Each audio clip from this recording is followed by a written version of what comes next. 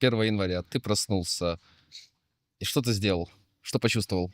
Вот таким щелчком, как сняло рукой. Я еще помню, 31 декабря я выставляю пост, у меня там в инсте он есть, там на худаке написан такой текст, там а-ля «После каждой темной ночи всегда приходит светлый день». 31 декабря я был в полном, в том плане, ну, по эмоциональному состоянию мне было И я просыпаюсь 1 числа, и просто так по щелчку, я такой, я хочу ебашить, все.